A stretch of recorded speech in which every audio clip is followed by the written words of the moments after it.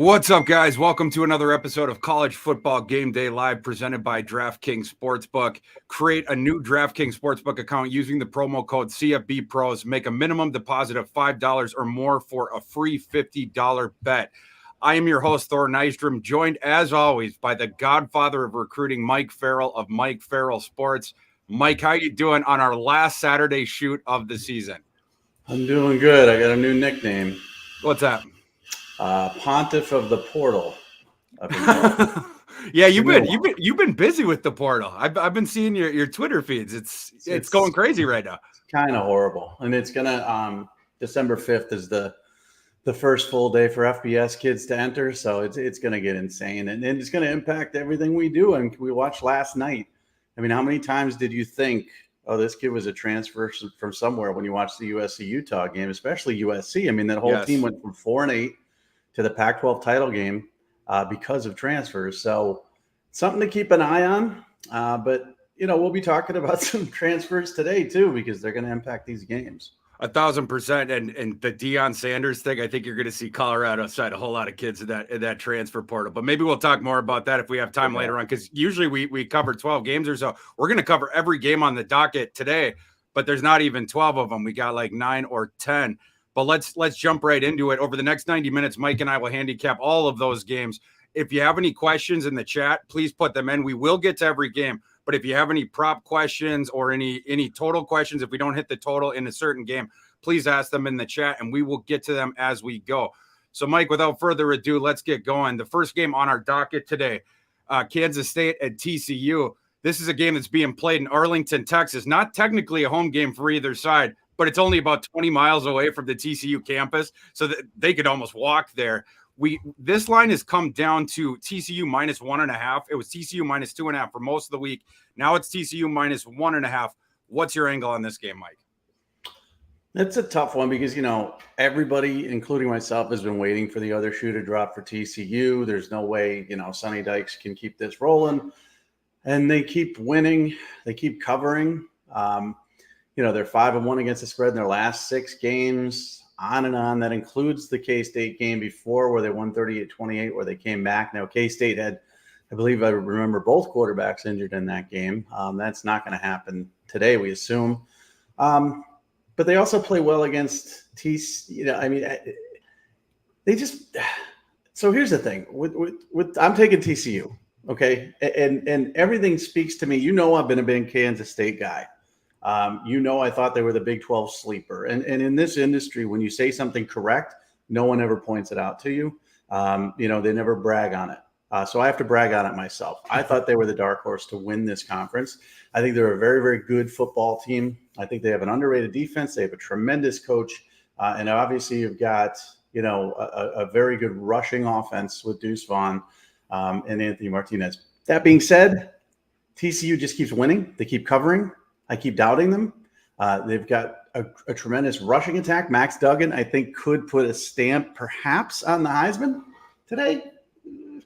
I got TCU winning and covering this football game, and it really kind of flies in the face of everything I think. It's hard to beat a team twice in a row. Really hard, especially when they're a good football team, but TCU is going to do it today. I'm with you, Mike. I'm on TCU in this game. To TCU, let's talk about TCU defense against Kansas State offense first. What the TCU defense is really good at, it's the efficiency stuff. They can keep you off schedule. They can force you into 3-and-outs and stuff like that. The bugaboo of the TCU defense is they do allow more explosive plays. So I do think Deuce Vaughn is going to break off a couple long ones. And I do think Will Howard's going to hit a couple downfield shots. Kansas State doesn't have the best outside receiving core, but those opportunities are going to be available. And this whole thing about Adrian Martinez could be back today.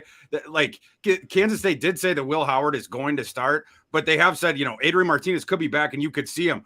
I think Will Howard is the better quarterback. He's certainly miles better as a thrower and eons better as a downfield thrower. And downfield throwing is one of the ways that you can exploit the TCU defense. So if I'm Kansas State, healthy or not, Adrian Martinez isn't getting within 10 miles of the field.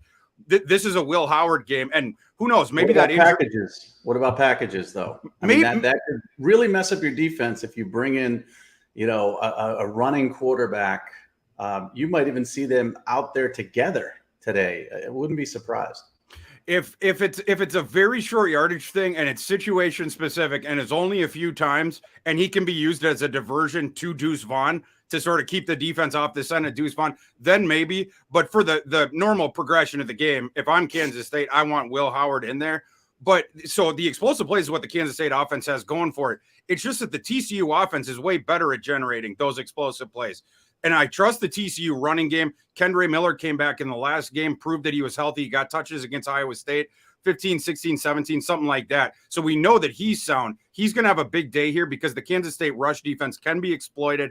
The Kansas State pass defense is pretty good, but it has an issue with explosive downfield throws. And I think when Kendre Miller starts to get going and Kansas State has to start cheating up, I think that's when you start seeing Dugan hit the downfield shots. And to that point, TCU has also gotten healthy at the right time. It's not just Kendre Miller that came back. Last week, they got back Darius Davis, their downfield speed merchant. And this week, they're getting back Quentin Johnston, who might go in the top 10 in April, and a downfield merchant himself. You can't cover Quentin Johnston one-on-one. No cornerback in the nation can do it. Not even my boy Clark Phillips, who had a fabulous game last night.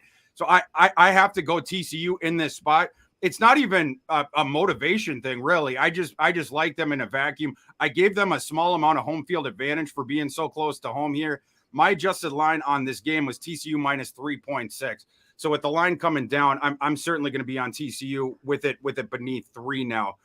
Mike, if you haven't watched them, by the way, talking to the transfer, Martinez is a transfer, obviously. Their best defensive player, watch him in this game, Johnny Hodges from Navy, all over the football field. And a lot of people haven't seen TCU this year. I mean, they've heard about TCU. They watch maybe the end of games, because they're exciting and maybe there's an upset alert or whatever. I mean, they've beaten a lot of teams that turned out to be kind of crappy this year. We were excited about the Oklahoma win. We were excited about the Kansas win. We were excited about Oklahoma State win. All those teams kind of dudded at the end of the season. But again, their wins. Now, the big question to me is, this is not a gambling question, but they lose, are they out? And I think they are. So they've got a lot to play for here. I really do. Because let me tell you this, okay? You got a 2-loss USC team. Okay, they're unlikely to get in. They lost to the same team. But again, both of those losses are to top 15 teams in Utah. You got 2-loss Alabama sitting there. You got 2-loss Tennessee sitting there. Ohio State's kind of in after USC lost. Yep. TCU loses. You look at their body of work. It was great midseason. It really was. And now it's not so great. Who have they beaten? Oklahoma was ranked when they beat them. Kansas was ranked when they beat them. Oklahoma State was top 10 when they beat them. Texas is Texas. It's really Kansas State. They lose twice to Kansas State, even with one loss. The committee might want to sneak in one of those 2-loss SEC teams, most likely Alabama. So the point of this is that they're playing for their lives as they have been all season long. And that makes them a more dangerous football team. So I think they've got everything on the line here. Now, on the opposite side, Kansas State has nothing to lose.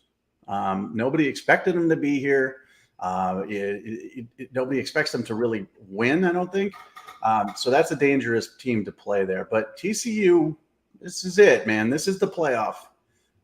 You lose and I think you're out. So that's going to play into this as well.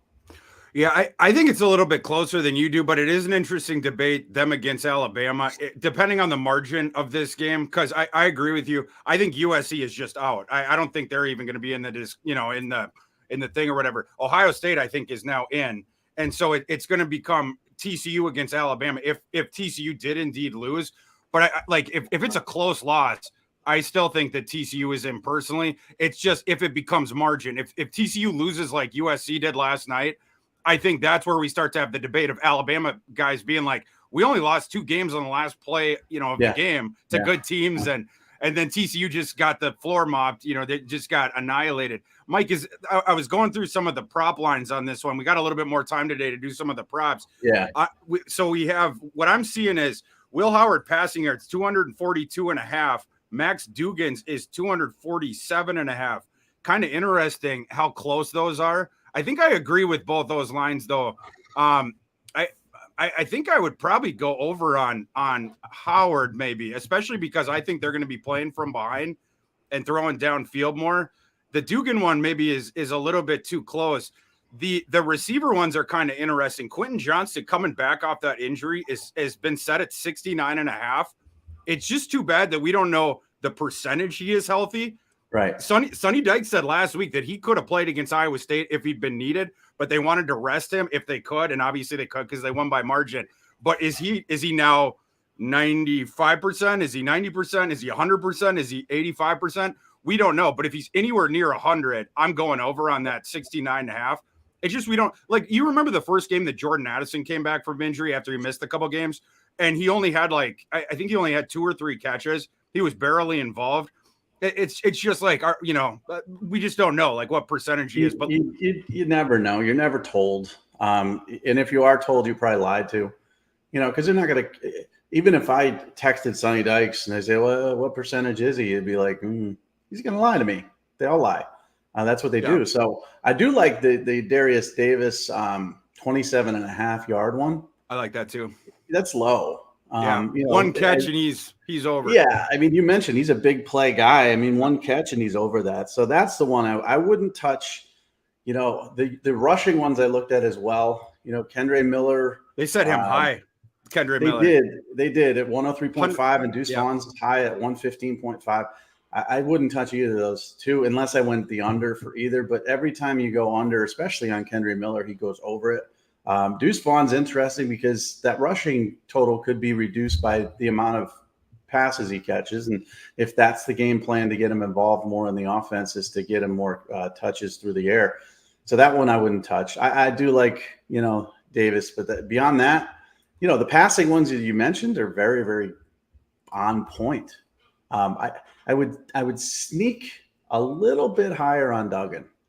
I wouldn't touch Will Howard, but I would take the over for Duggan. But neither of them were my playable props this week. Yeah, I would think about a Kendre Miller over, but that was the first time I'd seen that his number. That surprised me how high they set that. So maybe there's already people that are pounding, the over or whatever. By the way, I'm looking live. The line on this game has changed to pick 'em as we've been talking over the last 20 minutes, at least at some books. So interesting. It appears that the late money is coming in on Kansas State for whatever that's worth. But both Mike and I are riding with TCU. Mike, moving to the next game that has the only other game today that has a kickoff of noon Eastern. Toledo and Ohio, the MAC championship. This game is being played in Detroit, Michigan, in Ford Field or whatever.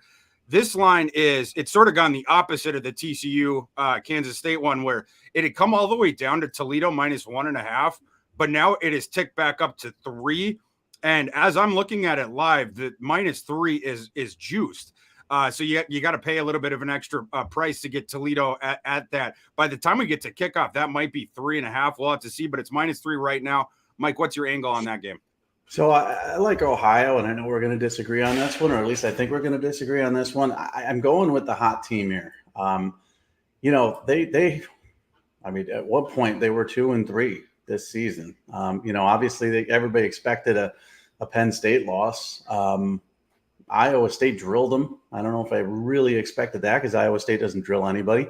And then they lost to Kent State, but they've righted the ship since then. They've been very, very effective, honestly, against the spread.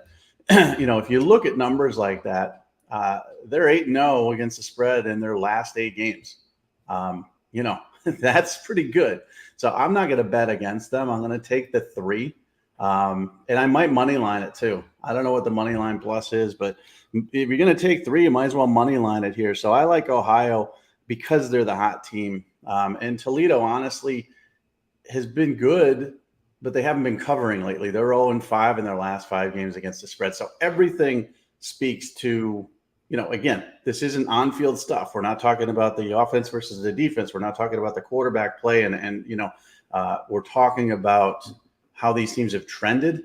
And I like the hot team here in Ohio.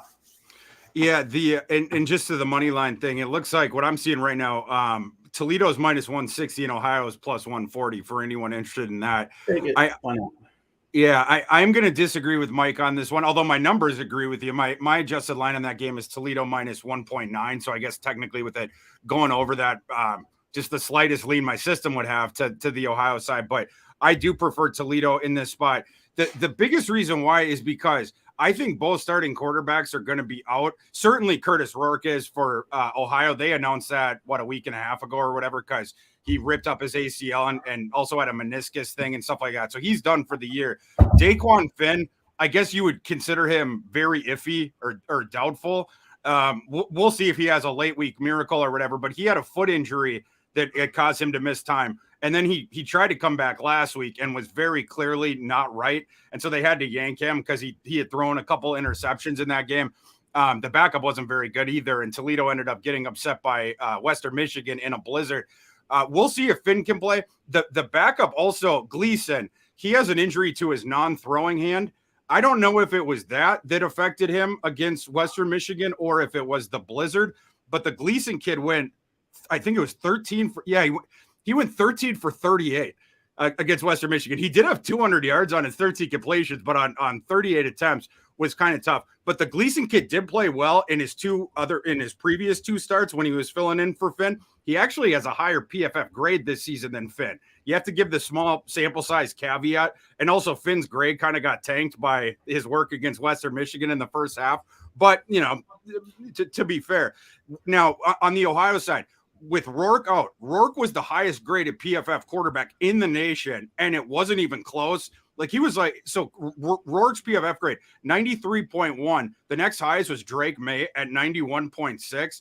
Losing Rourke is absolutely enormous. Ohio had an awesome passing offense with him, drops totally off a shelf without him. The CJ Harris kid, the backup for Ohio, last week he went 10 for 90.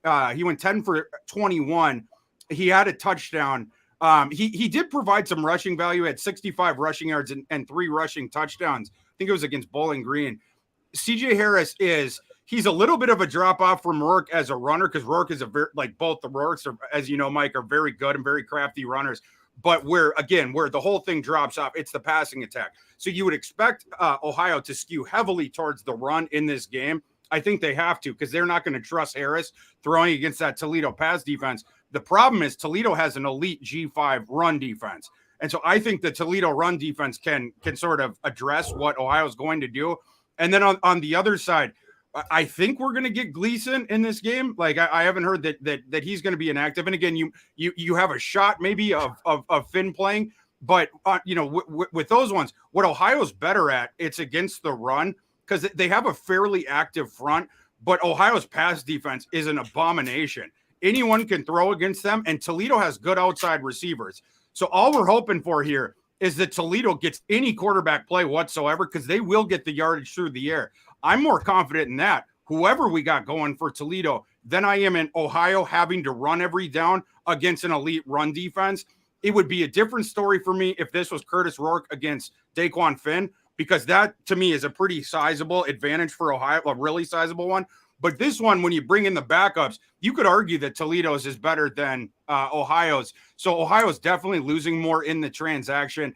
I'm going to go with Toledo and lay those 3 points. But if that thing gets to 3.5, that's probably where I would start to get a little bit skittish. The ticket, I don't hate the under here either. The under's a good call. Yes. Yeah, I don't hate the under at all. I mean, if you talk about a bad conference, the MAC has been very disappointing this season overall, to me anyways. Neither of these teams are elite. You just mentioned a whole lot of things with the quarterbacks and, how sometimes the offense doesn't, square up and they're going to have to rely on the running game. You might want to hammer the under if you don't like the line. Yeah, and we got an under right now live of, just want to make sure, because we got numbers that are popping around even as we're talking. 54.5, which came down from an open of 60.5. Obviously, the quarterback news probably informed some of that, and maybe pessimism about Finn's status as well. And then, Mike, we got for props in this game. I'm not seeing one for the Toledo quarterback, probably because Vegas don't know who's going to start, just like the rest of us don't know who's going to start there. But they do have ones for CJ Harris. His passing touchdowns have been set at 1.5.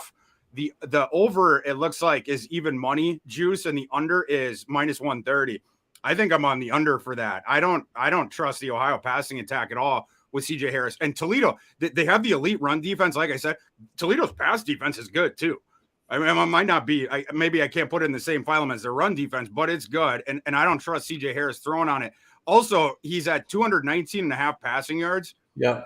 I think I'm going under on that one too. Do you have any thoughts on those ones? Yeah, I think I'm going under on that one too. As far as the TD passes and all that stuff, I'm not sure, but I would go on the under at the passing yardage there. And I looked at some of the props for rushing, and I don't really know. I mean, none of those really shot me in the butt and said take them. So if you're going to prop this game, maybe the under for passing yardage for CJ Harris, I think. I think so, yeah. And the Ohio running backs, I think his first name is pronounced Cy, right? Cy Bangura. It's Sieh. I think it's Cy Bangura. But anyway, he came back recently and he's been running really well. But his rushing total in this one's been set at 99.5. I do think they're going to give Cy Bangura a million touches in this game. Like between him and Harris just running, I think that's what it's going to be. 99.5, though, is quite a bit when you think the game is going to play out the way that I do, where, again, I think the Ohio rushing attack is going to be met with resistance by the Toledo run defense. And then if Ohio falls behind, that's when Ohio's going to have to throw up their hands and be like, all right, CJ Harris, like, we don't have any other recourse. You have to throw. So that's where I could see that one getting wonky potentially.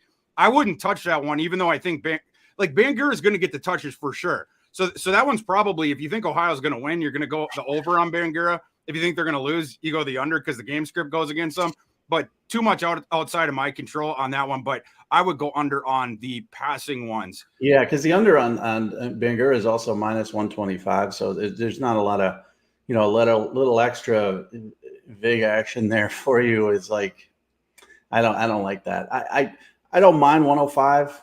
I mean, you pay the price to put it in, but if it's minus 125 and I don't know whether the dude's going to get 30 yards or 150 yards, I won't play it. Yeah. Now we're gonna jump to audience questions if y'all have any here in a second. So type them into the chat if you have any prop questions or any total questions, anything like that. We wanted to take a break, though, really quick to thank our sponsors, DraftKings Sportsbook. Betting pros and DraftKings Sportsbook are teaming up to bring you a wild offer this season. New customers can get a free $50 bet when making their first-time deposit. To get in on the action, just create your new DraftKings Sportsbook account using the promo code CFBPros, make a minimum deposit of $5 or more, and then use your free $50 bet on all the college football action. Again, to claim this offer, go to the link in our video description or pinned in the live chat and sign up to get started. Do we have any questions today? We got one from our buddy Mike Huseman. Mike, he asked us, he said, prop time since I can't dumpster dive today. I think that's a nod at you, Mike. He loves dumpster diving with you.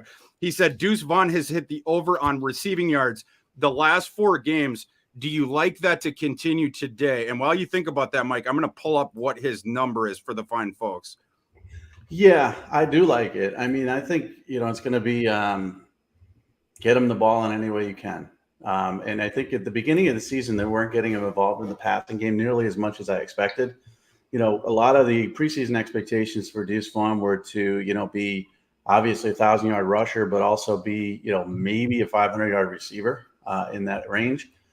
They're starting to feed him the ball a little bit more in passing game, and that gets him out in space. He's also impossible to track because he's so short, so he can hide behind those linemen, dip out into the flat. He's definitely going to go over that, I believe. So the number that I'm seeing is on Deuce Vaughn is 33.5. It is way juiced on the over. Like you have to pay minus 141 to go over. The under is plus 108, but it's 33.5, Mike. It's not a bad number because we know Deuce Vaughn, like their game script today is going to be get the ball up to Deuce Vaughn 30 times, right? I mean, don't you agree that the touches are just going to to Deuce Vaughn? Whether I would hope so. Receiving. I mean, that should be the game plan. I mean, especially with Howard in there and, less rushing attempts for the quarterback, you're going to have to get him involved. And that's an extension of their running game too. It's the way they do it. Mix it up with short passes to him and have that be an extension of your running game. So I think we're on the same page here. It's always difficult to tell because we don't have the game plan, but if that's not the game plan, then Kansas State's not going to win.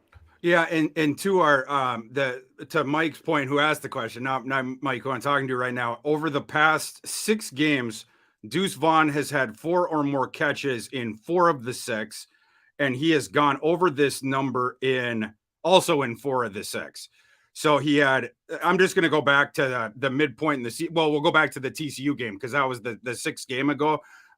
He had 4 catches for 38 yards in that one. Then the next week, 4 for 18 and a touchdown. Next one, 7 for 86 and a touchdown. Next one, 8 for 50 and a touchdown. The West Virginia game was the only one where he got shut out. But that was a game script thing, I assume, because Kansas State blew out West Virginia. So why do you need to target Deuce Vaughn a bunch in the passing game? And then last week against Kansas State, Deuce Vaughn only had 2 catches, but they went for 82 yards because one of them went for 80 yards, which I watched that play. I watched that game at Bike. You know, that broke my heart.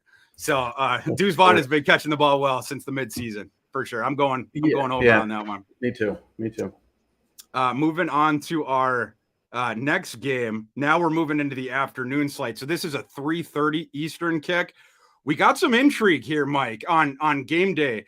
Coastal Carolina is playing Troy. This one is in Troy. So this is the first one we've had where it's a home field advantage for one of the teams.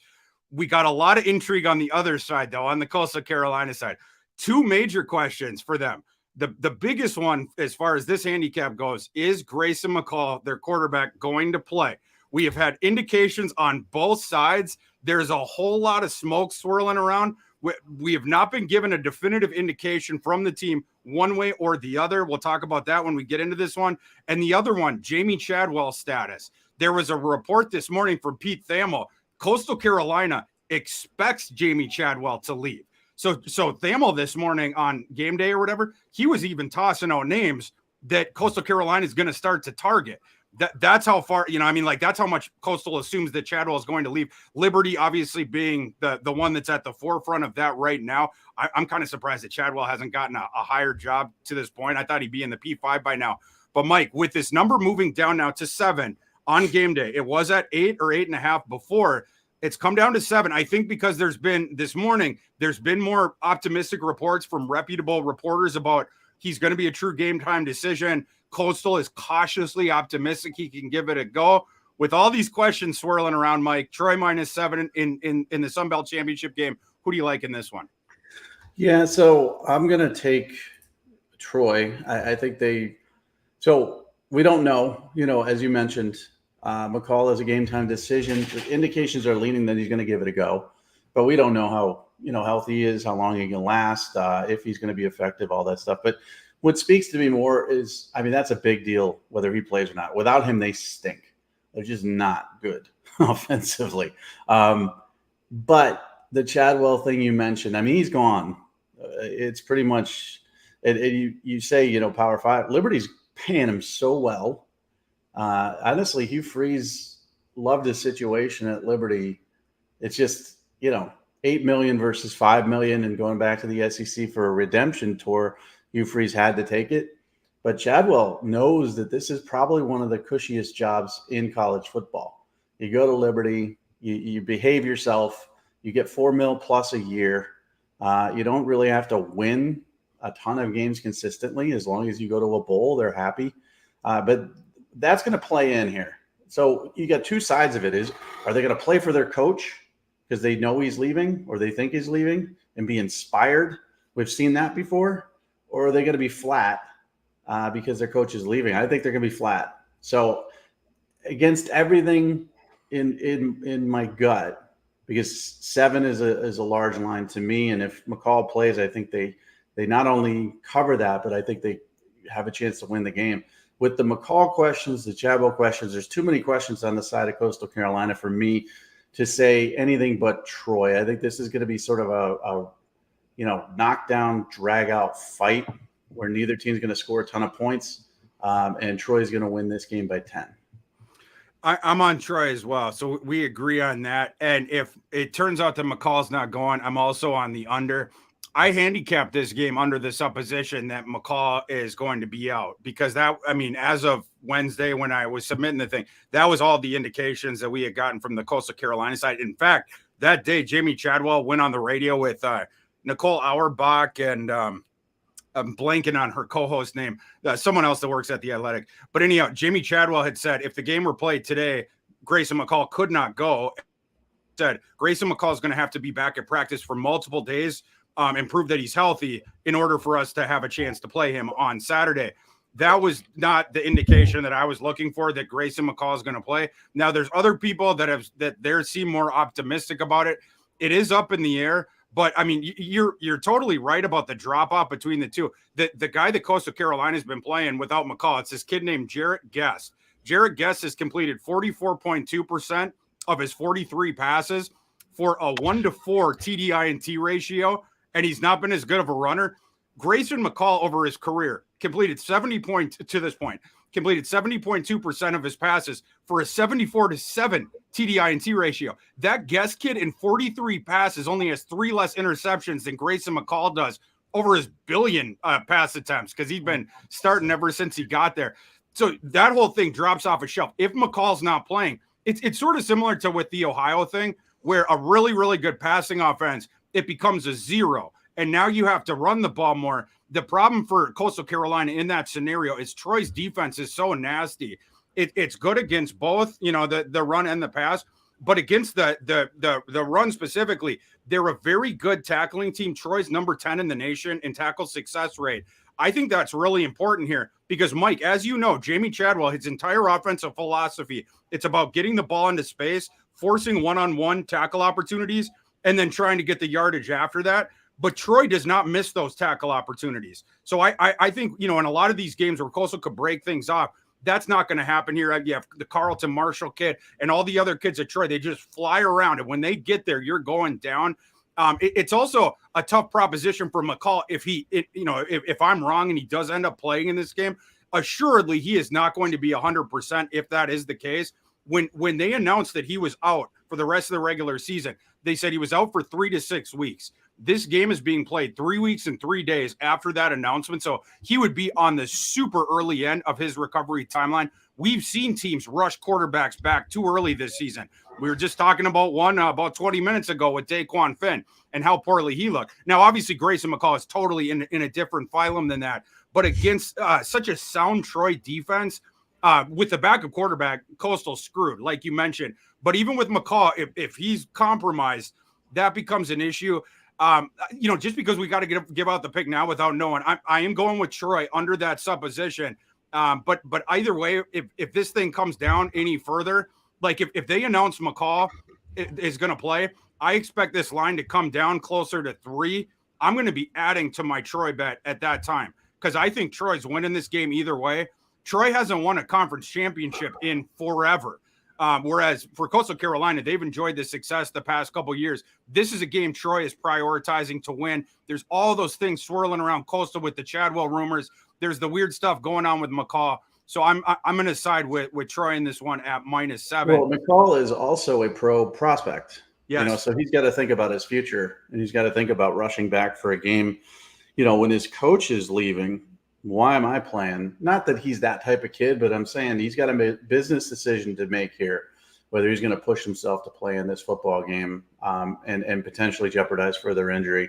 And to your point, I mean, Troy is a very good team this season overall, but 8-2 in their last 10 games against the spread. Coastal Carolina has been 2-5 against the spread in their last 7. And that speaks to McCall not being there and what a precipitous drop off it is to the next guy. So I think we're both in agreement on Troy. But yeah, like you said, I mean, if Grayson McCall is a no-go, hammer the under because this is going to be, yes, a very low-scoring game. And Coastal Carolina is not going to score more than a touchdown, I don't think. By far my favorite bet in this one. Like you said, if McCall doesn't play, I'm hammering I'm adding to, because I already got a ticket on the under, but I'm hammering it because that's just the way that Troy plays. And Troy on offense, they do the ball control thing. In the past, they threw the ball a little bit more. They become a bit more balanced. Vidal, their running back, the past 4 games, he has like 650 yards on the ground, something like that. But their passing game, it's about the completions, about the short completions and then move the chains. They're a success rate offense. They're not super duper explosive. It's about trying to protect the defense, trying to slowly move the ball down the field, however you will allow them to do it.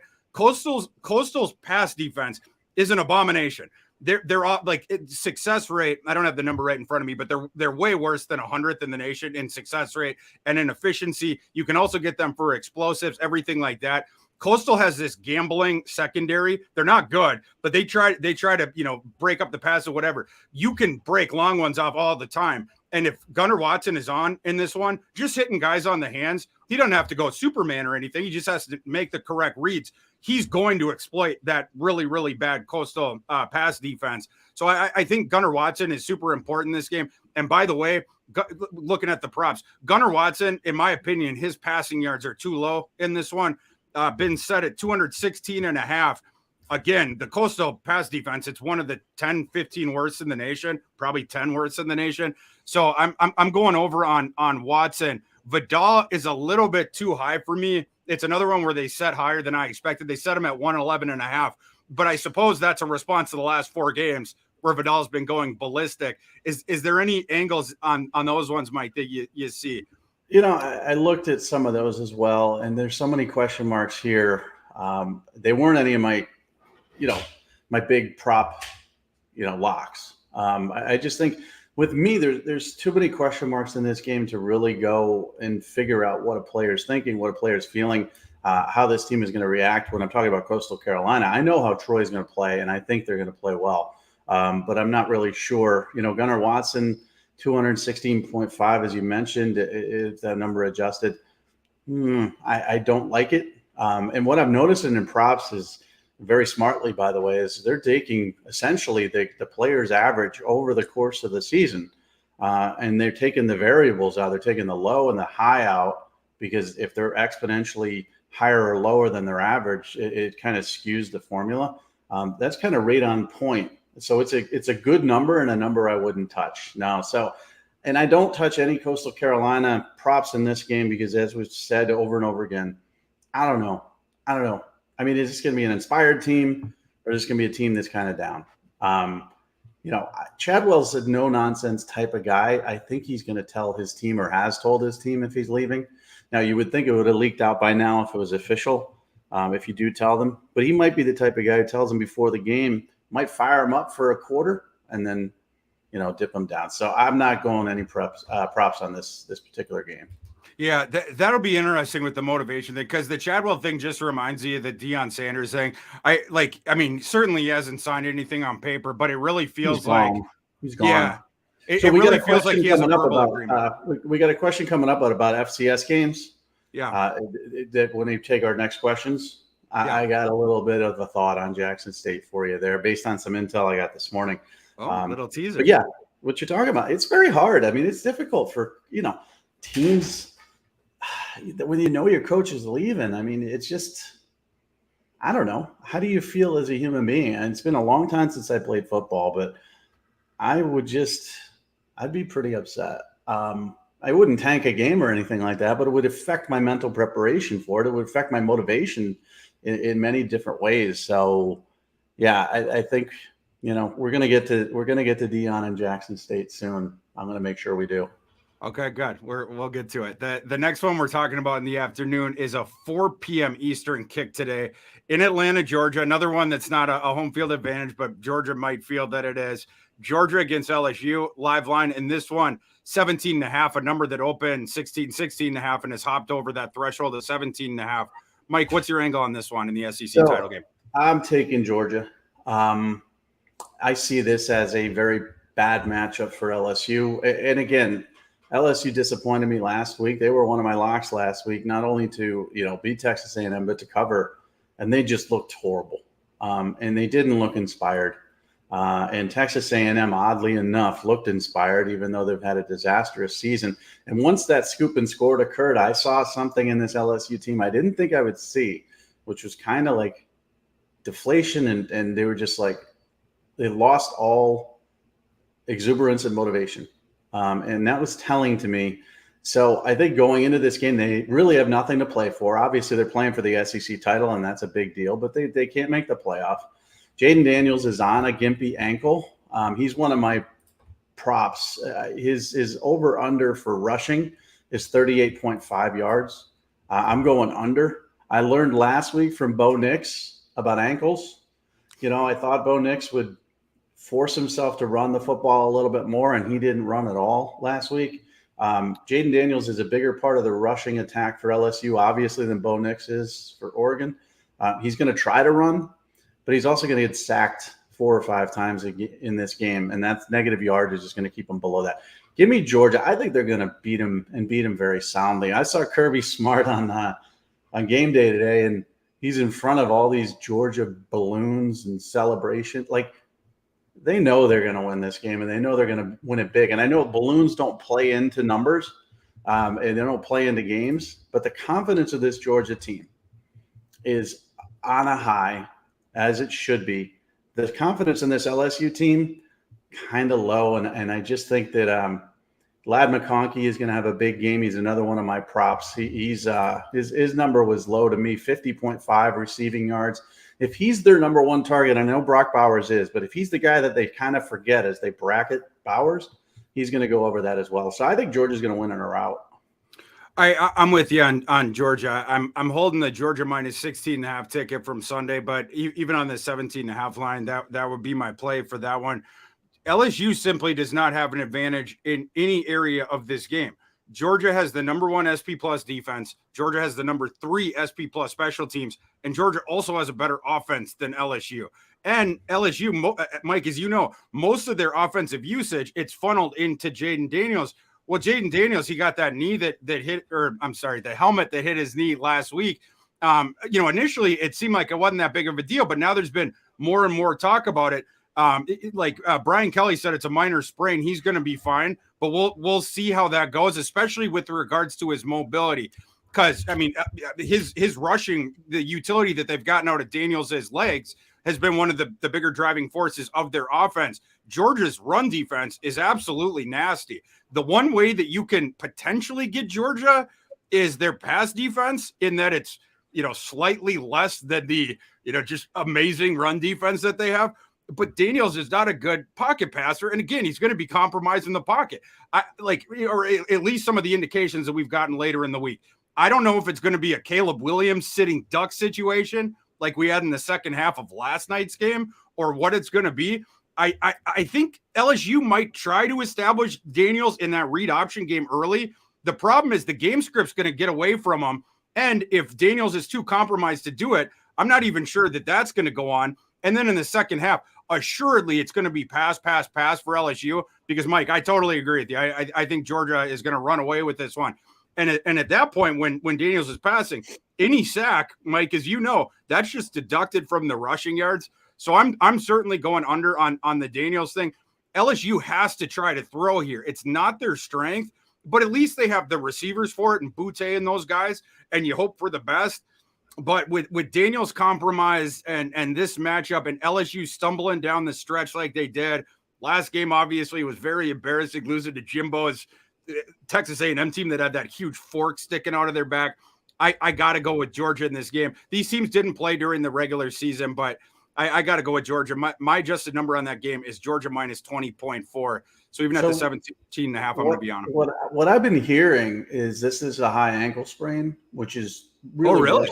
It's worse than a knee injury. Because Brian Kelly explicitly said it was not a high ankle sprain. I know, but I've been hearing he was in a walking boot for a couple of days. You're not in a walking boot for a knee injury. You're in a walking boot essentially for an ankle injury, and a high ankle sprain is just really hard to come back from. And it makes it worse than a knee injury to plant and move. And I think this is being downplayed as far as the severity of the injury. He's been cleared to play.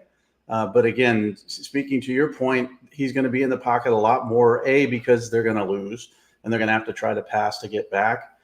B, there's going to be less scripted runs, and he's going to get sacked. So, I don't think he's going to put a lot of, yards on the ground. And I think that's going to really limit him because, again, Jaden Daniels in the pocket is like Superman without his cape. It's just, if he's not a threat, you could sort of sit back and play different coverages. Let your elite rushers, rush 4 or even 3, stay back. It's going to be a very difficult, I think, offensive game plan for LSU. And I don't know if it's true if he's in a walking boot. I'm not in Baton Rouge. I don't know if he's got a high ankle sprain or a knee injury. I don't know which. I just, based on what I hear, this is going to be a limiting injury for him. So now watch, he'll go out and rush for 150 yards. They'll pull a huge upset. What do I know? But I'm just telling you, this is my experience with high ankle sprains. It's not good. It's no bueno. And that's what a walking boot is for. So we'll see. But I think we agree. Georgia going to rout him, and Daniel's going to be under that 38.5 yards rushing. And Ladd McConkey, to my point, Brock Bowers is the number one guy, when it comes to passing, receiving yardage, and all that stuff. But he's also the number one focus of defenses. And McConkey hasn't had a good last couple of weeks. And he's never gone over 100 yards this season. But 50.5, to me, to a guy who might be, open a little bit or at least get more single coverage because of the attention on Bowers, to me, that's a low number. So I think you can make some money here with the Daniels below rushing yards, the McConkey above receiving yards. And I think you could certainly make money with that, 17, drop it and take Georgia to win here. Is Georgia going to – you got a month before the playoff too, so Georgia's really not going to have to rest guys. We talked about that last week against Georgia Tech. This could get out of hand, and you could see these Stetson Bennett and all the starters in there into the fourth quarter. It's a great point because, there is going to be a layoff. It's not like you got to turn around in 6 days or whatever and play again. So it's a really good point. Brock Bowers is his number. Mike had mentioned McConkey is 50.5. Brock Bowers' receiving yards is 55.5. The interesting thing about that is, like, maybe in a vacuum, I would like the over, but when you think about some of the context, it gets a little shakier just in that the game script could get away from that if Georgia starts running away from it. You don't have to do that. And then also, like, I don't know who's the matchup is going to be on Bowers. I do know that Harold Perkins, the freshman linebacker for LSU, dominant pass rusher, seems to be a prodigy in the pass rushing department. He is awful in coverage. Anytime that they drop Harold Perkins into coverage, you can pick on Harold Perkins as much as you want. He does not force incompletions. He just doesn't. It's just not his thing or whatever. So if Harold Perkins, if they make the mistake of putting him on Bowers on a couple catches could get up over that number. So it's kind of a tough one, but it'll be interesting to see what they end up doing with Harold Perkins. If I was LSU, Harold Perkins would never be in coverage. It would just be blitz. But I get so. UGA wins, and there's obviously they're the number one team in the country and all this stuff. So it's hard to get frustrated at all with any sort of offensive game plan. To this day, still, Brock Bowers is, to me, the most dangerous tight end in the country. We saw Kincaid last night. We saw Michael Mayer and what they can do sort of in a, get downfield, sit down, make people sort of try to tackle them and break tackles and get – this guy can score from anywhere. We've seen him score on jet sweeps. He still doesn't have more than 5 receptions in a freaking game all year long. It's amazing to me. He's got 46 catches. He's hit 5, half the season, 6 times. But at the beginning, you remember, I was propping him above, and I've watched him more and more. They don't utilize him enough. He's a decoy, which is why I like the McConkey thing. And he's a hell of a decoy. But, man, if I was Georgia, I'd be feeding that guy 12 targets a game. He'd be having 10 catches. Like you saw Kincaid have, 16 catches for over 200 yards in that first USC game. Brock Bowers should have that stat line like weekly. But he doesn't. He's just a decoy. So I don't like that number. I've stayed away from Brock Bowers since like the 3rd week of the season when I realized that they don't utilize him enough.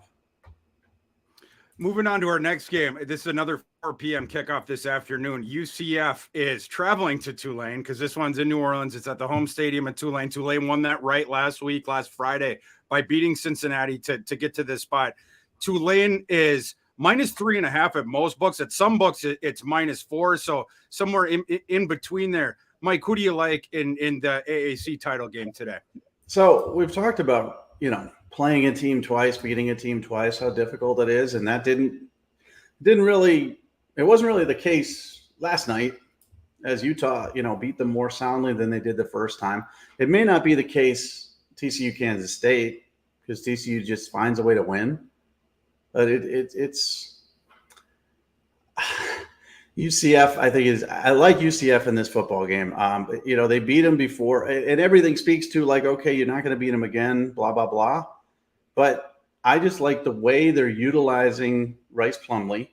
I like the way the rushing attack is starting to wear teams down, and they're really, playing that Gus Malzahn type of offense where we're going to run at you, but we're going to run at you in a lot of different looks, and we're going to, really mix it up, and you're not really going to know what you're seeing. I think this could be another coaching situation where Mr. Fritz is on his way. I don't know where. Really? Well, he was tied in with the Georgia Tech site, right? I mean, Georgia Tech job, and he's come out and said he's staying. I don't know. There's still. Oh, you don't believe Willie Fritz? Well, there's still other jobs out there that are potentially going to come open. I mean, we've got the openings now, right? And we've got the Black Sunday firings and all that stuff. I just don't know.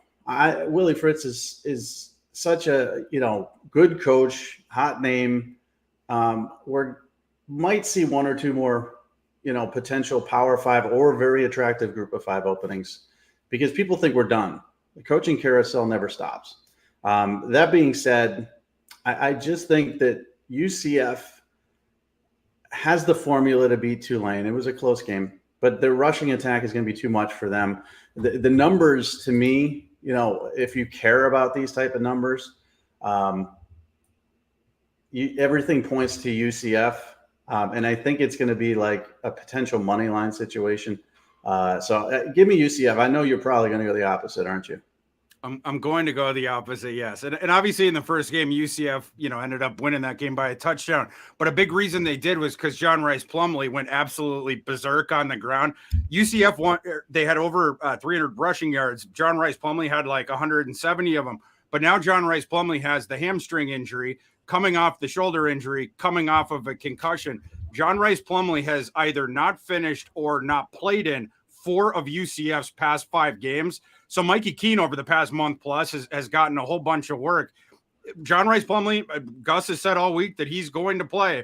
Gus also said John Rice Plumlee has been dealing with his hamstring injury all month. We know that that's going to affect his mobility to one degree or another. So that compromises the way that UCF beat Tulane in the first game. The other thing is we know that one wrong shot to Plumlee, he's gone. He's out of the game. And then it's the Mikey Keene show the rest of the time. The Tulane pass defense is better than run defense. The Tulane defense is really good, but they shut out the lights on opposing G5 passing attacks. The run defense, there are some holes in it, which UCF was able to exploit last time. Again, I just don't think that Rice Plumlee will be able to do it to the degree he did before because of his health status. And you do have the thing of he could get pulled at any time. Then you go to the other side of the field. You flip the field when Tulane has the ball. Last game, Tajay Spears went absolutely nuts. He only had 8 carries and he had like 170 some yards on those carries. I've tried to find the number. And he also had 2 touchdowns. But Tulane had to go away from him later in the game because they were playing from behind in the second half and they had to throw a lot more. So Tajay Spears ended with just those 8 carries. But again, he had 170 yards. So in this game, I think you're going to see Tulane establish Tajay Spears early and often because while the UCF run defense, it's solid in terms of efficiency, where it really struggles and has struggled all year, it's allowing those explosive runs. That's what Tajay Spears, he's explosive. He's super duper explosive. I think he's going to be playing in the NFL for a long time. So I think Tajay Spears, whatever his number is, I should find it because I'm going to be on the Tajay Spears over for the rushing because I see him getting into the open field multiple times here against UCF. And when he can start to do that damage, it's going to make things even easier for Michael Pratt to go against that UCF pass defense. And the UCF pass defense, it's sort of the opposite where they will take away the explosive plays, but they'll give up completions in bunches.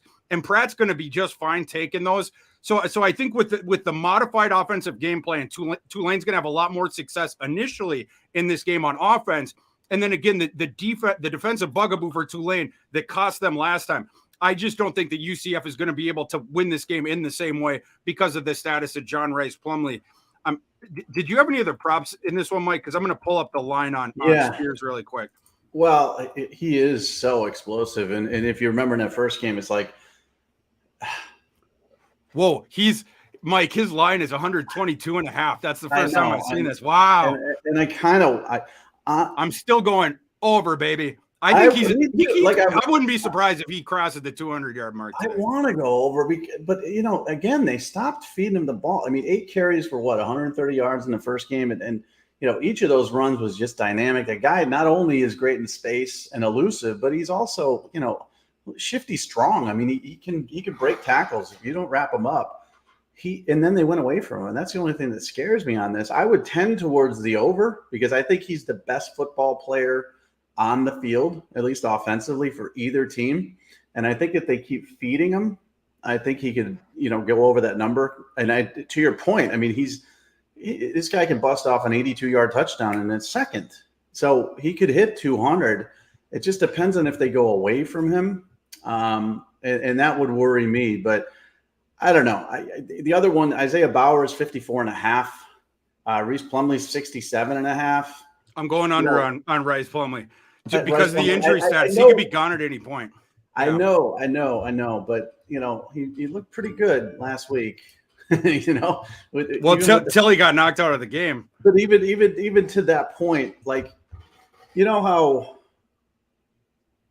we talk about quarterbacks that are tough and they're kind of built like running backs. And we saw one last night for Utah. Is just like a guy who, and I mentioned this about Bo Nix a few weeks ago, and it didn't really pan out because Bo Nix wasn't able to run. And I think he was told not to run and all that stuff. But just those guys that absolutely love football and refuse to back down.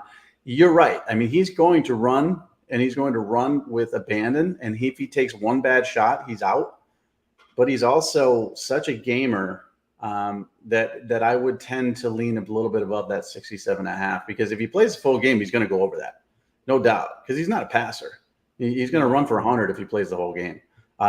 So I would go above 122.5 for Spears because I think he's that good. But I would also go above the 67.5 for Rice Plumlee.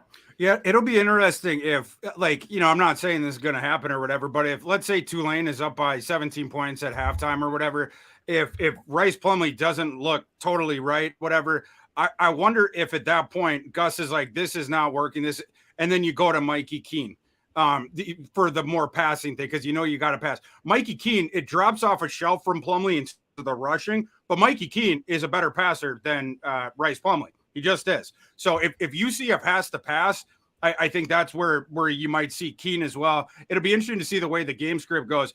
I got one other one for you guys on this one. If you go to if your book has the adjusted rushing lines, I'm toggling up Tajay Spears. If he goes to 183, what I'm seeing, you can get plus 290 him going over 183. If you go to if it's less than 173, you get 2-1 plus 200.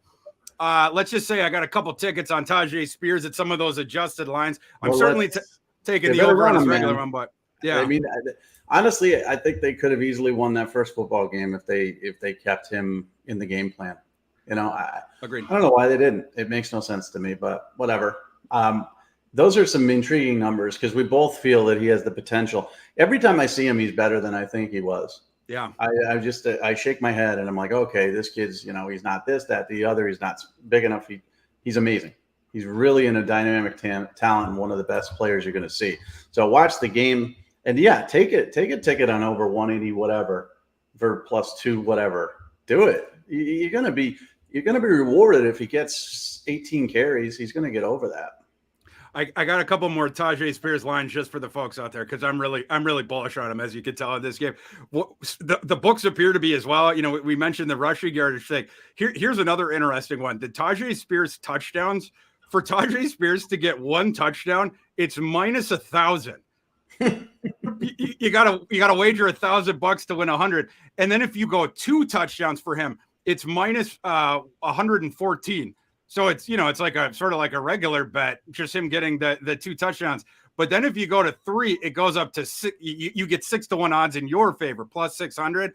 So if you're expecting them to go ballistic, you can juice some of those odds. But obviously, you couldn't just bet on the 1 touchdown and lay that. Also, first touchdown scorer, Tajay Spears is plus 350.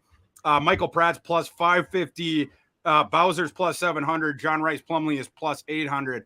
So just a couple other ones to take a look at. It's also weird. Okay, so he's plus 105 based on what I'm looking at to go over 10.5 receiving yards. That's one screen pass. He had one catch, I believe, for 9 yards against UCF last time, and they don't really utilize him like I think they should in the passing game. But 10.5, and you're getting plus 105 to go over that, you might as well. I mean, that's one catch. One, indeed, yeah, and Thor's wetting his beak on a couple of those. Well, we're gonna freaking bet our mortgage on Tajay Spears based on what we're talking about here. I mean, we're betting everything on Tajay. Plus 183, plus 122, plus 10.5 receiving yards. I'm not taking that minus 1,000 for him to score. I mean, no, that's just mean. No, you got to juice it up. You either got to go the 2 or the 3 if you're going to do that. Right, but that's just. I mean, I don't think I've seen a minus 1,000 this season for a touchdown scorer. That's just amazing. Yeah, it's crazy. Yeah, the books are right there, as far as the Tajay Spears love in this game. So that's kind of intriguing to see. Guys, we're going to talk about one more game, and then we'll get to your audience questions. So if you have any questions about any of your bets today, please type them into the chat. We'll get to them in just 1 second. Mike, the last afternoon game that we're doing today, 4:00 kick here. We got the MWC championship game. Fresno State is traveling to Boise. It's another situation where the one team gets to host. Boise won the right to host this game. We got a live line in this one. Let's see if it's still 3. It looks like there's it's 3 across most books. We got a couple out there that are hanging at 3.5 on Boise State, but it's 3 mostly across the board. So we'll say Boise State minus 3. We got a total on this game of 54.5. Mike, what's your angle on this one? So it's a tough one because that 3 is a very difficult line. Obviously, I like Boise State here. I also tend towards the over a little bit. They play very well against the spread against Fresno historically. They're also 6-2 in their last 8 games overall. 6-1-1 against the spread in their last 8 conference games. This is a team that if you bet on them, Boise State, you're going to make money throughout the season. Now this game, what's it going to be? It's a pretty good Boise State defense. Relatively, are there really pretty good defenses in college football anymore? I guess. Against Jake Haener, who puts up ridiculous amounts of yards, right? Passing. Since he came back from his injury in October, I think he's put up over 300 yards in every game but one. But he hasn't played anybody any good. He hasn't played a good defense. And he can struggle at times. So I've got a prop here of 296.5. That's Haener's number for passing yardage. He's gone over that in every game but one since he returned, but I got an under on that. I think they're going to be able to limit the big plays here. I think the Boise State defense is better, and I think they're going to probably, have an opportunity to – this is going to be offense versus defense, and I'm taking Boise State here. I just like their defense better. I don't really like what I see from Fresno State defensively. We've had several disagreements on the show so far. We see this game, though, exactly the same. I totally agree with you. The narrative leading up to this game, it's all been about Jake Haener's back. Jake Haener's back. First game, Boise State kicked their butt, but now Jake Haener's back. So everything's going to be different. This is Jake Haener's swan song. So they're going to go into Boise and now they're going to win this game. But your point is so well taken. The strength of the Boise State team, it's their pass defense. Boise State's pass defense, number 6 in the nation in success rate, number 9 in efficiency, and they get their hands on lots of balls. Now, Jake Haener takes care of it. So I'm not going to say that there's going to be turnovers here, but what I am saying is Boise State's pass defense and their secondary is going to greatly hinder the efficiency of that Fresno State offense, because the Fresno State offense, they don't try to go bombs away down the field. It's not a system like Longo's or like Drake May throwing downfield and Sam Howell when he was there, whatever. It's more of the efficiency stuff and the short completions, and then you try to get the yak yardage after that. That's what Boise State's defense is designed to counteract. So I'm not yes, Fresno State, it's great that Haener's back and he obviously makes them much better, but I'm not sure that becomes the trump card in this matchup that some people think it is. And then on the other side, Fresno State also has an awesome pass defense. In fact, I think Fresno State, Fresno State secondary, I was talking about balls on hands with Boise State. Fresno State secondary ranks number 1 in the nation in havoc for a secondary. but their run defense is not nearly as good. In fact, it's struggled all year. So they have this like lopsided defense. Fresno State's defense matches up really well with the teams that throw all the time. They do not match up well with the teams that want to grind them down and play physical. That's what Boise State is now. It might have been a different story with Hank Bachmeier, but of course, Boise State showed Hank the door the same time they fired their offensive coordinator in September. Ever since they brought in Dirk Cutter and Talon, and then they started Talon Green, the 6'6", 220-pound dual threat from Texas that they just found out of nowhere. They unearthed another gem there, is a fabulous dual threat quarterback in this enormous frame. He has added this dynamic element to what was already a really strong physical Boise State running game. Boise State always has that, but typically in the past, they've had that pocket passer that doesn't use his legs, right? Bachmeier, Ripien, Moore. You could tick off a million of them. Talon Green is like, he's, the very first game he was in, he ran for over 100 yards. And then they were like, this is the first time that a Boise State quarterback's run for over 100 yards in like a decade plus. And it's like, yeah, I know. Cause the quarterbacks they have just don't run. So now Boise State has this super dynamic rushing that is going to drive directly into the weakness of the Fresno State defense. Boise State doesn't want Talon Green throwing the ball up for grabs. That's what Fresno State wants them to do with that feisty secondary. But that's not what Boise State's going to do. And especially if Boise State's defense can slow down that passing attack of Fresno State, which I expect to happen, I think the ground yards absolutely are going to be there for Boise State. Fresno State is not going to be able to keep them off a schedule. So you would trust the Boise State ground game in this matchup more than you would trust the Fresno State passing attack, even with Jake Haener back. For all those reasons, I have to go with Boise State. You also have the thing with Boise State of the home field advantage here. I have, and it's going to be cold today, by the way, in Boise. I haven't checked the forecast this morning, but it was that when I checked. Actually, I'm going to check it right now. But when I saw it earlier this week, it's going to be in the 30s. The California kids are going to have to come up and play in that wind chill and stuff like that. I like Boise in this game, and I'm going to take a look here in a second for the props because I'm going to like the rushing props for Boise. Mike, do you have any angles on props in this game? Yeah, so the game, well, first of all, to speak to your point, Boise State has the number 3 pass defense in the country, and nobody really knows that. Yeah. The weird thing about this to me, and I know your adjusted line for the over is similar, but the over is 54, and to me it should be much lower. I mean, this is the team. One team gives up 17 points a game. The other gives up 20 points a game. I mean, this should be, in the 45 to 46. So when I see that, that's why I say go over, because this one's very odd to me. So what we're talking about here is Haener not throwing for 300 yards. We're talking about the rushing attack of Boise versus the passing attack of Fresno. Everything speaks to the under. I just think it's going to be a sneaky, high-scoring game, but Boise State, it's 28 degrees at game time in Boise, Idaho. That's going to, also, I don't know what the wind's going to be whipping at, but it always whips there. So I think it's going to be one of those situations where both teams are going to be effective, running the football, even though that's not what Fresno State does. But these are two teams that don't give up a ton of points. And that over, what was your adjusted on it? Was it like similar? My adjusted total on it is, I think it was 54 is what my total right was. On line with it, but to me, it's just an odd number. So I wouldn't bet your mortgage on the over, but when I see something that I think is much higher than it should be, it kind of like makes me think in the opposite direction. Normally I see that 54 and I'd be like, okay, it's 28 degrees. This is probably going to be a low scoring game. I think it's gonna be a high scoring game. I think Boise State's going to win it. I think they're going to cover prop wise. And Mike, I've got Haener under, and that's really the only prop I liked here. The Haener under? Yeah. 296.5 is a lot. That's a lot against the number 3 passing defense in the country. I mean, come on. That's high.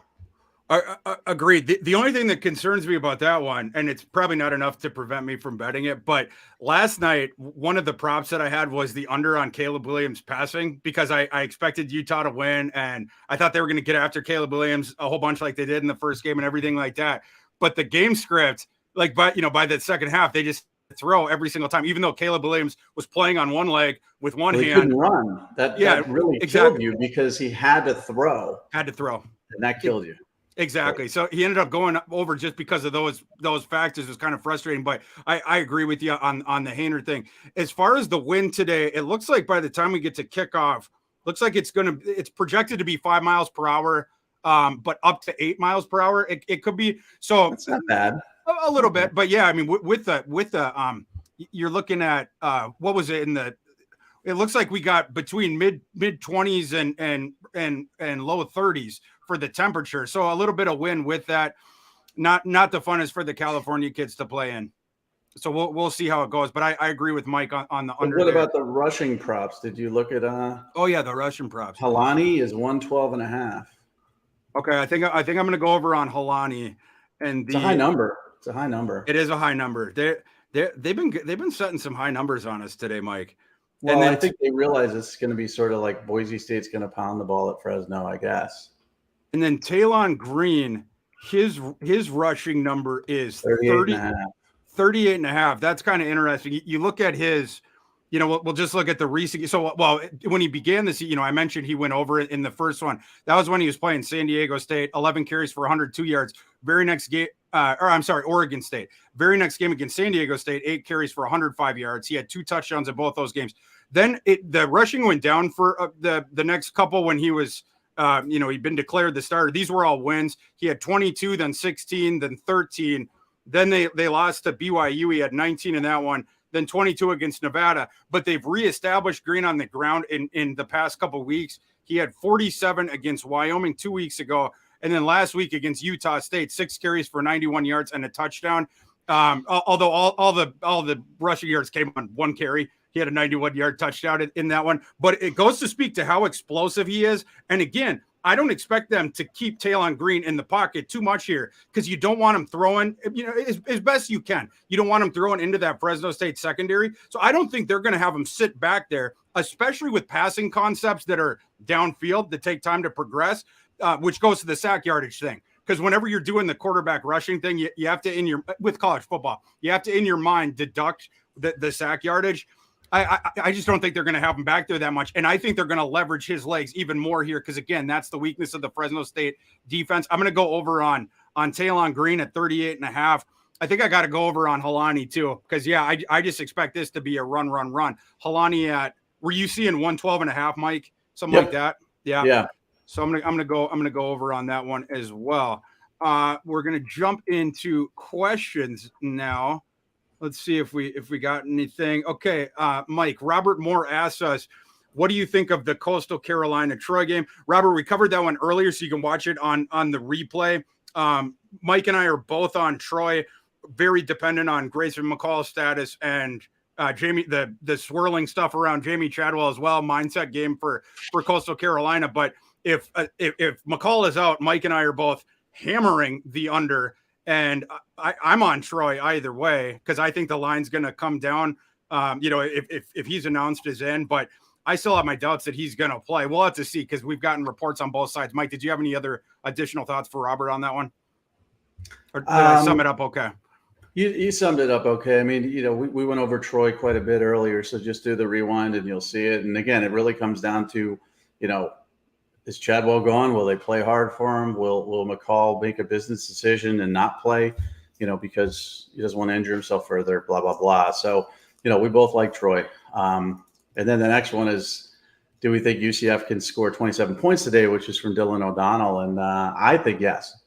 I don't know if you think yes, but I think yes. I mean, this is a team that averages about 35 points a game. I think they're going to hit 27 or more. I would go. You don't. You're going to go below because Rice Plumlee's going to get hurt, you think? I kind of do think that, yeah. I don't think Rice Plumlee's going to finish this game. I think I might have to skew under. But the hard thing is like I do expect there to be a ton of offense in that game. Like I think Tulane's offense is going to go buck wild, and then UCF is going to have to try hard, but like they can't throw. So, and then the Rice Plumlee thing, that one's a tough one for me. Because I love Tulane, but I do think that UCF could get over and still not cover. But I think I would have to skew under. The next one from Robert Moore, I can dumpster. Oh, he said, can I dumpster dive any good FCS games to pick today? Mike, I know you had teased the FCS thing before, so what thoughts do you have on the FCS Well, card I today? won't go too deep into it. I mean, the one that stands out to me is Jackson State's laying 20.5 against Southern. And, Dion's gone, and most of the players that are good there are leaving with him, from what I understand. I don't know if they're all going to go to Colorado. Travis Hunter likely will, and definitely his son's going to go with him to Colorado. I think they might just be looking a little bit past this game. It's a done deal from what I understand. He's going to make $5 million plus, and everybody's sort of packing their bags to get ready to go to Boulder. So the focus won't be there. Now, Southern's not a great football team, but they can hang with teams. So I've got them covering the 20.5. And the other one I like is North Dakota State laying 8.5. I know Montana's a pretty good football team, but I think the weather is going to be a little bit iffy in North Dakota. I'm not a weatherman, but I don't know. Montana's used to playing in bad conditions, but 10 degrees with a lot of wind, to me, favors North Dakota State. But is that one in the Fargo Dome, the North Dakota State one? Oh, is that, I don't know. I thought it was a neutral. Okay, so it's in the Fargo Dome. So yeah, so in that situation, but I still like them to cover 8.5. Montana, I haven't been that bullish on this season, even though they started off well. They've lost to Idaho, they lost to Sacramento State, lost to Weber State. They've turned it around a little bit. They lost that rivalry game to Montana State and got destroyed. But when I look at North Dakota State and what they've done this season, I think it's going to be 8.5. I'll co-sign what Mike said, because I mostly cover the FBS, but that sounds good to me. Well, what about Dion, man? Oh, with 20.5, are you taking that? I'll be on Southern with you for sure. No, I agree with that angle, and it's become an open joke there. Did you see that interview that the guy in Jackson, is it Robert J, or they have a longtime reporter there, but he has a really good rapport with Dion, and in their interview this week, they were just totally cracking up, making inside jokes about the Colorado job. It's not even I guess you would call open secret, but they're just out there with it. Dion's already told his team. Yeah. That's what's funny about it. It's like he's not trying to hide this in any way, shape, or form. He told them he's going to take a job on Sunday, but he already told them where. I mean, they already know he's leaving. I think that's going to affect some guys, because there's the thing too. Dion sold, Jackson State, FCS, HBCU, come with me, and some guys really gave up bigger opportunities to do that. And now he's leaving, and he's going to take the players he can take through the portal that are talented. But there's a lot of guys on that team that bought into what Dion was selling who are going to be a little bit upset. Yeah, because there's assuredly some kids that are getting left behind. Dion ain't taking that whole roster with him to Boulder, but there's some great play. I mean, Shadir Sanders is going to be starting next year in Boulder. And the big one, can they get Travis Hunter to go there? Or does Travis Hunter just say, let's reopen this thing, I'm going to the highest bidder? Because he'd get a lot of money. I heard he's going to go to Boulder. I think he's tied to Dion for his career, honestly. And I think that it's not a dumb move, because NIL with Dion as your guy is going to make you a lot of money. But yeah, you're right. I mean, this kid who was committed to Florida State, he was going to flip to Georgia and decided to go to Jackson State. But he went to Jackson State with the knowledge that Dion was not going to be there for his entire career, and that Dion would find a new home. So he has that tremendous belief in him. Now, he could go in the portal and open it up, like you said. What are the bidders here? But I think from what I heard this morning, he's going to go with him to Colorado and, and with Shadur and some of his other teammates, and sort of recreate what they created at Jackson State up in Boulder. So I think he's going to stay. I don't know. It just, to me, when you have a situation like that, 20.5, and half of you guys are going to be left behind. I don't think they're going to be as focused as they should be. So that's the one that stands out to me. North Dakota State, I like always, because they're a really good football team and they don't make a lot of mistakes. But I would lean towards taking the 20.5 if you're, betting. So before we get into the evening games, we wanted to tell you guys quick about an awesome giveaway that Fantasy Pros and Betting Pros is doing. If you want a chance to win a signed Isaiah McKenzie Buffalo Bills mini helmet, courtesy of our friends at Pristine Auction, you need to subscribe to the Betting Pros YouTube channel right now. Comment below on this video. I think the subscribe button is just right below. It's just one click. Comment below on this video, and that's it. So you compliment Mike and I preferably, but really you can just say anything. Just click the subscribe thing and say anything. We will be announcing a winner right here on this channel. So make sure to turn on those notifications so you can be alerted when new episodes are up and to claim your prize. We also want to thank our sponsor one more time, DraftKings Sportsbook. Create a new account using promo code CFB Pros. Make a minimum deposit of $5 or more for a free $50 bet. Mike, we're running out of time, so we got to go quicker on these last two. We got two evening ones, the ACC and the Big Ten title game. We'll get through in the next 10 minutes. 8 p.m. kickoff tonight in Charlotte, North Carolina. This game is what would you call equidistant between the two schools. Clemson against North Carolina. We got a line on this one of Clemson -7.5. It looks like across the books. Mike, what's your angle on this one? I'm taking North Carolina. I know their defense stinks, but what I saw from DJ Uiagalelei last week was just awful. Dabo won't bench him for some reason. But I think all the cries from the fans at Clemson after losing to South Carolina are going to affect this. And I think you're going to see Kate Klubnik in this football game. And I don't think that's, a bad thing for Clemson, but I also don't think it's going to really condone a really juiced up passing attack. They're going to run the ball a lot more. So the biggest prop I have today, because there's two things that work against this. DJ Uiagalelei is under 45.5 rushing yards. So that number was high to me. And the reason I like this is because, A, the number was high to me. I don't think he's going to be able to, even though North Carolina's defense stinks, I don't think he's going to rush for that. But he might not be in this football game for the entire game. If he struggles like he did last week, Dabo is under so much pressure, not from boosters. He's not going to lose his job, just from the general public, that he is married to this guy. Like, people think that this guy has racy pictures of Dabo, because it's inexplicable why he's still the quarterback and why he is still the guy that he goes to, and why he wouldn't yank him like he did in the Syracuse game. So I think he's going to be out of this game if he struggles. And that's another reason why it's under 45.5. So give me North Carolina to cover that, because I like it above 7. And give me the under for DJ 45.5 rushing yards.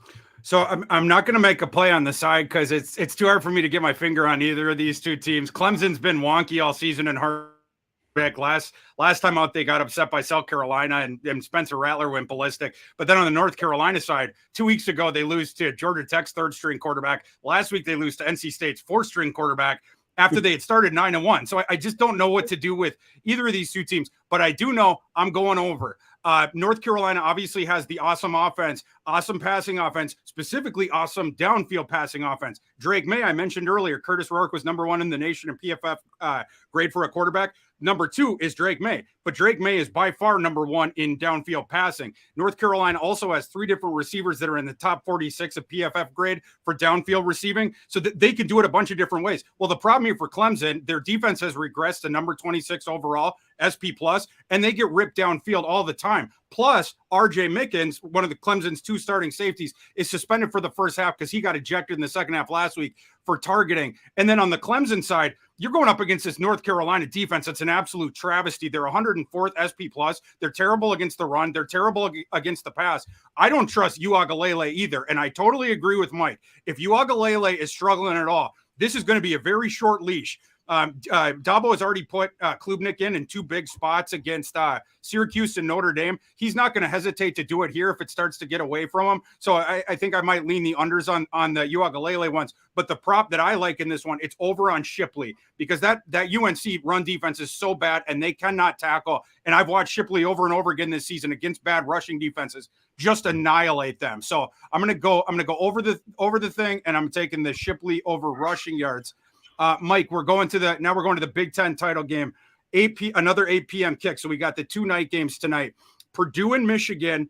This game's being played in Indianapolis, so a slightish home field advantage for Purdue. But obviously, Michigan travels really well, and they might even have more fans there. But Purdue much closer. We got a live line in this one of it was 16.5 yesterday. Let's see if this thing is toggled down any.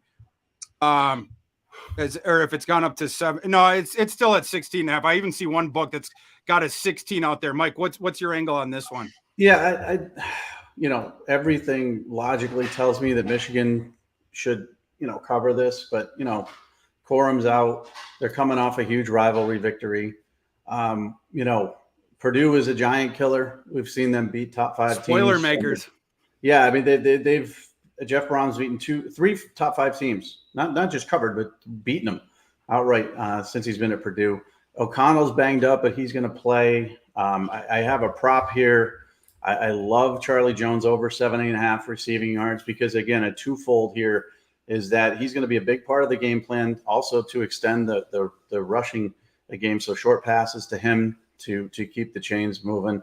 And also, if they do fall behind, he's going to get targeted. They're going to have to throw the ball a lot.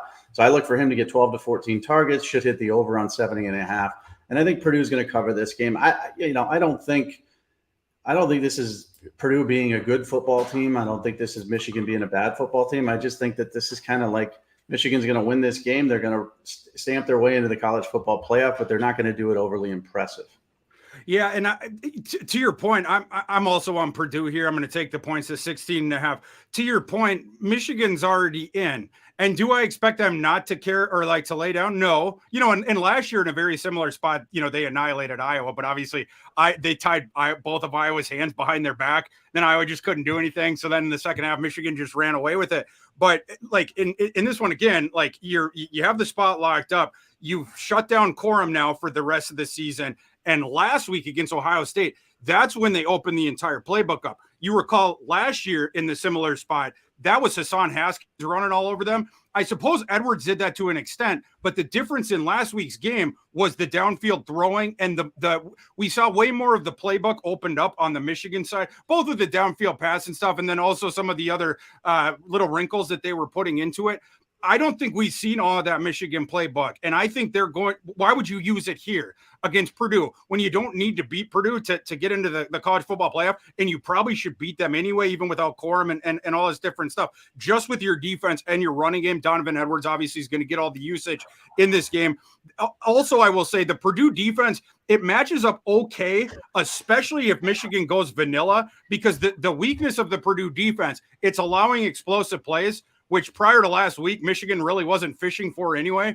And Purdue, what they're good at, it's forcing you into 3 and outs, taking you off schedule, the efficiency stuff. That's what Michigan is elite at. So, I mean, if Michigan wants to go all in again and they want to throw the kitchen sink in, they want to have JJ McCarthy throwing downfield, and they play just as well as they did last week against Ohio State, yeah, they're gonna run Purdue off the field. I just don't think that's their prerogative in this game. I think there's going to be a lot of running. I think it's going to be a more vanilla game plan. I think they just want to win this game and get out. So I'm going to take Purdue plus those 16.5 points, even though my system has this at Michigan minus 17.6, just because, again, the motivation on the side of the Michigan side, I think they just want to win and get out.